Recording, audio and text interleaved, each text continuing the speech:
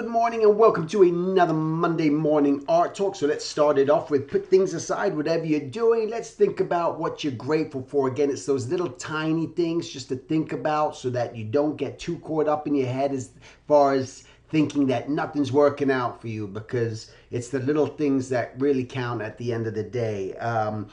For me, again, a lot of the time it's repeated stuff, but it's early on in the day, and I'm grateful for it. So I'm grateful for waking up. I love it. Opening up my window and seeing the sunshine come through is a good thing to me. Working from home. Every day I get to work from home, and it's something that I desired and it's something that I wanted to do and I made happen, and I'm just so grateful that I was able to make this sort of life for myself happen. And then I had lunch, but I ate some chicken wings for lunch that I got from the Buffalo Wing Cafe and Buffalo Wild Wings, and that was good. So it's the little things, right? And then you can think of a billion things more, but hey, we could start with 3, we could start with 5, whatever it is that you want to do, go ahead and do that.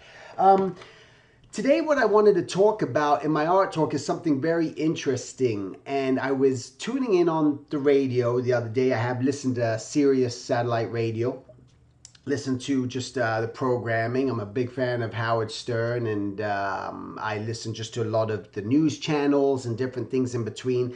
And there's one in particular channel that I listen to. If you get Sirius, it's on channel 111. And it's the Warburton School of Business. So they have a lot of great talks on there all the time, and you never know what you're going to hear. And I was sitting and I was listening, and I turned it on, and this woman, I believe her name, I wrote it down somewhere, just because I want to quote, not necessarily quote her. Her name was Valerie Young, and she wrote a book, and she was talking about the imposter syndrome. And I go, all of a sudden, it just stopped me in my track. Because I'm just like, imposter syndrome, I know what that is. I've had that before. And I know exactly what it is. And you go, what's the imposter syndrome? The imposter syndrome is, and they were talking about how many professional business people, how many successful people have this imposter syndrome. And it's simply that syndrome, that thought process that people have, and many artists friends of mine who are so talented. And they say and it comes from, sometimes I feel like I'm an imposter. I'm fooling them all.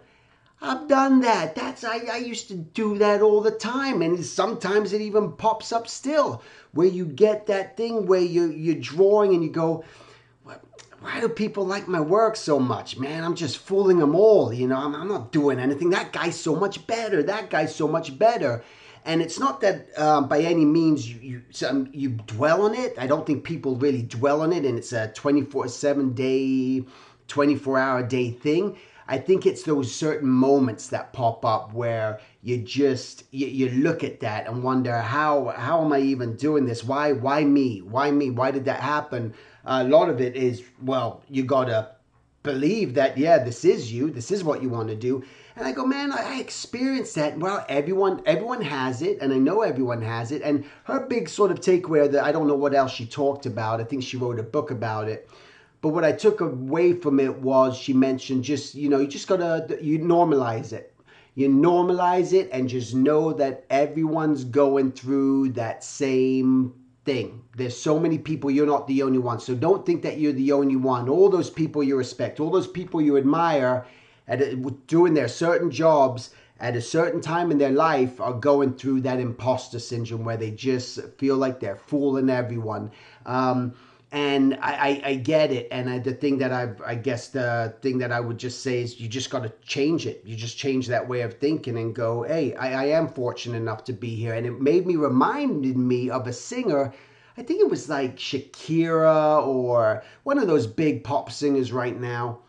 And she was talking, I saw this interview a long time ago, and she was talking about the exact same thing. She said she felt like she was an imposter. Like she had anxiety every time she went out on stage in front of the thousands and hundreds of thousands of people. Her anxiety was so great because she felt like she didn't belong there. She felt like she was an imposter, and she's going out. And then it wasn't till I guess in reality, she normalized it and made herself realize that this happens to everyone. And you know why these people are here? These people are here because they want to see me. They had a choice. They had a choice to pay for a ticket or not. And they chose to pay for a ticket. And that's why it's okay. And that's why I can embrace this and say that I'm okay to be out there and sing in front of everyone and do that. And I guess it's the same way that if you find people are purchasing whatever it is that you do, they're doing it because they value you and they know who you are and they know what you do, and that's the reason they're buying it, or that's the reason they're even talking about you, because of that reason. So it makes sense, right?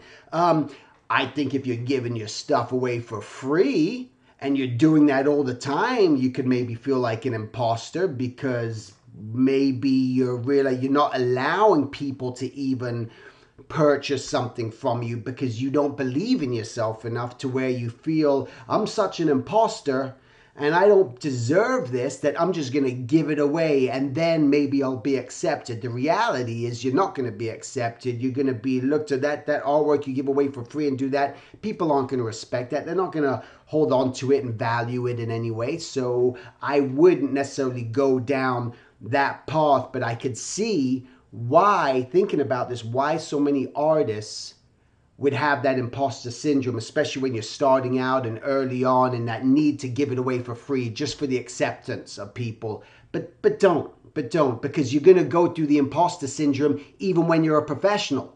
So don't think that it's going to end. Don't think that this thing just goes away. It doesn't. It's like that mindset of you're fooling them all, and just normalize it. Know that it's real. Know that it happens. Embrace it. Do your best. Put your stuff out there. Keep working towards your goals, your desires, what it is that you want, and that's how you make things happen, all right? You guys have a great week, and I'll talk to you next week. Take care. Hello, this is Steven, and I just wanted to tell you about this cool thing that I'm doing right now through my website at silvertunes.com. It's a Skype mentorship. In a sense, what I want to do is just talk to you, meet you, tell me about things that are happening in your life, see if there's anything that I could do to help you. I can look over your artwork, do your portfolio, and just maybe try to push you in the right direction that you want to take your life and your journey, all right? So you can go to silvertunes.com, go to classes, click on mentorship, and you can learn all about it. We can try to arrange a time, set up a date. It doesn't matter where you live in the world. And I just wanted to make it just very affordable, just to open it up, because I love doing this. I love meeting people from all over the planet. It's a really cool thing, and with this technology, why not? So that's it. Thanks. Whoa! Hey! Go back. Go back. Go back. Great. Go back. Go back.